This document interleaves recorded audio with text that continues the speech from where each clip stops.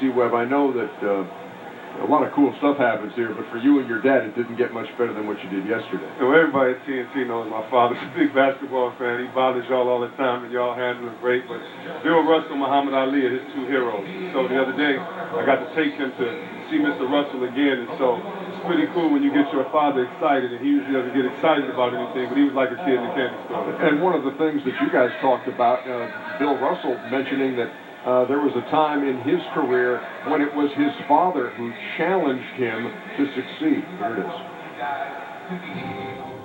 I think the '63 All-Star game in Los Angeles. So I had invited my father down from Berkeley to be my roommate at the All-Star game. I said, okay, we'll win the game tomorrow night. And I will get the MVP. And so he says, you can do that? You're going to make up your mind to do it? I said, yeah, I can do that. And I started, for the first time, really getting revved up for the All-Star game. So I get to the game, and I'm getting myself all ready, and Oscar walks over to me. He said, tell you what, Russ,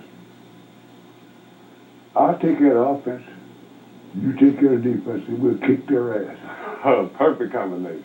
And so I said, okay, you got it. And so we beat him easy. And my father says to me, I didn't know you were that good. You paved the way for so many people, so it wasn't like it was now. What gave you the confidence or the audacity at that time to believe in yourself? Well, something you could relate to. I had the best pair of parents a person could ever hope for. My first memory of life was my mother and father loved me. You know, one of my favorite memories, my grandfather had never seen me play. So we go to the game, and my father and my grandfather sitting there watching the game. When we were doing the game, Bob Pettit was sitting behind the two of them. Bob Pettit says to my grandfather, it's nice to meet you, Mr. Russell. So, on the way home back to Monroe, my grandfather said, something happened to me today that's never happened before. My father said, what's that? He said, I'm 91 years old. That's the first time in my life that a white man called me mister.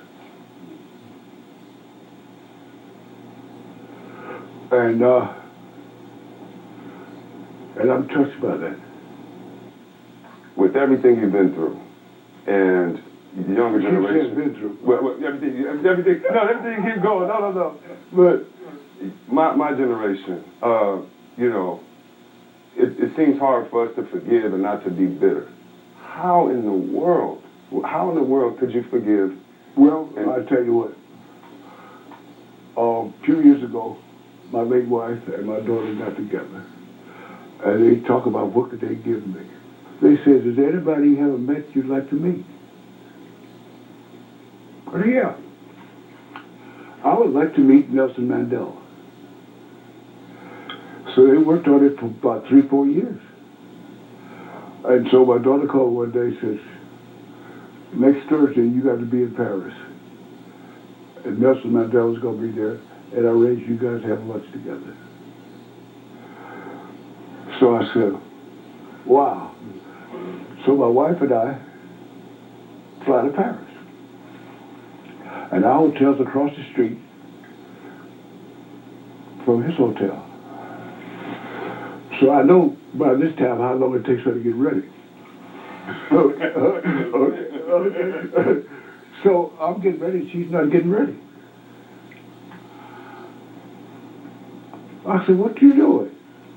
She said, well, I don't know if I should go. I said, why is that? She said, well, he was in the South African prison for 27 years. I don't know how you'll feel with you showing up with a white woman.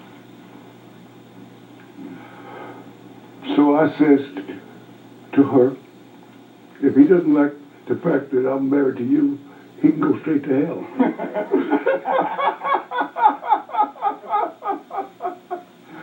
And so we go there, and he's across the room, And we walk in, he gets up, walks over to us, kind of pushes me aside, put his arms around me and says, I'm so glad you're here.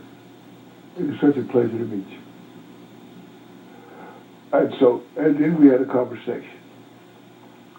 And I said, the first thing, I'm glad that I live on this planet at the same time you do. You know, we read about historical figures, but I'm here with you. And I'm trying to figure out how you were so intelligent about destroying apartheid. He said, well, everybody predicted it'd be a bloodbath. No. He says, I am a Mandela. And I get my philosophy from my tribe.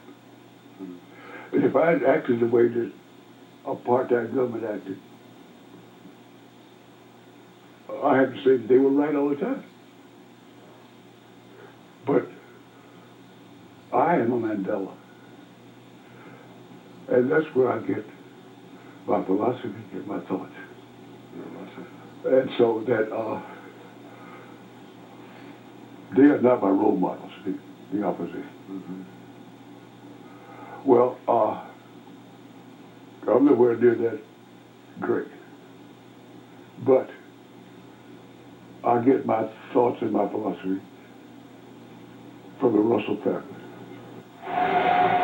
See, sitting across from him, you had to be hanging on every word of those stories. That was the worst interview I ever did because I just wanted to keep asking questions. I mean, if you look, he was looking over to my father. He was just talking to the room. It was so much fun. But this is what's funny. I walk in the room. He's like, "What you doing with your hair?"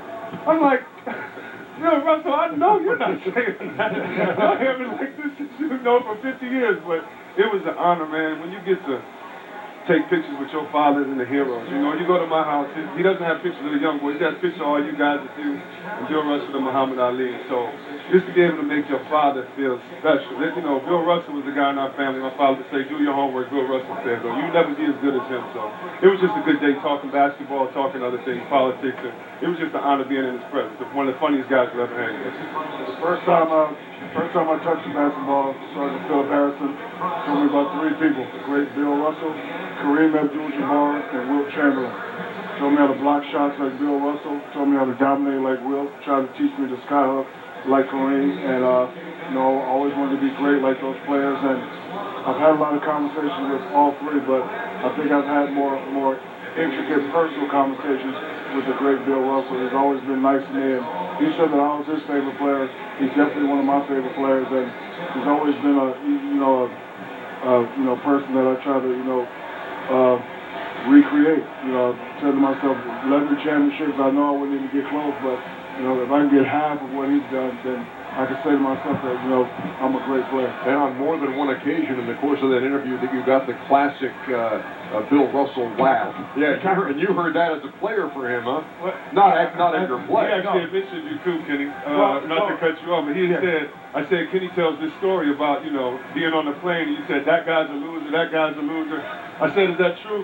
He was like, yeah. He said, I watched Kenny play overseas. In the World Games. He said, the World Games, and he said, Kenny was playing hard. I could just tell he had been taught the right way. And he was like, I didn't want him going in the back with those guys and learning how to lose. Because we were losing teams, but Kenny wasn't a loser. And it was funny because, you're a rookie, you want to fit in with the team. And he made me sit next to him the whole year. But the great thing about it, all those stories that you're listening to, I got to hear every day. I got to hear all the great stories about, and two things that he said. He said he could have been the MVP. He said, Dad, I'm going to be the MVP. The other thing that he neglected to say is he used to go into games and say, I'm going to make him good today. Yeah. When you're really great, when you can go to a game and make another player great just by what you do. And you know something? What's cool, the kids with the idea, Dad, who's the one person you want to meet? We're going to try to make it happen. If you were given that, who would that person be? Well, I met Ali. I would love to meet Mandela, but probably Dr. Martin Luther King. Obviously, he's passed away, but Nelson Mandela is somebody I would love to meet. But quickly, my favorite Bill Russell story is, because he tells the best story, he gets stopped by the cop one time, and the cop started giving him a lecture about how fast he was going. He said, hey, the Kimbe Mutombo, he said, hey, listen, little fella, you give me a ticket or a lecture, but you can't give me Pablo. Awesome stuff, Seaway. Thank you very Well much. done, man. I know It's you an honor enjoyed hanging that. with you. I know you enjoyed it. Back with more All-Star Sunday as you get another good look at Bill Russell. Craig Sager cracking him up. We'll be right back.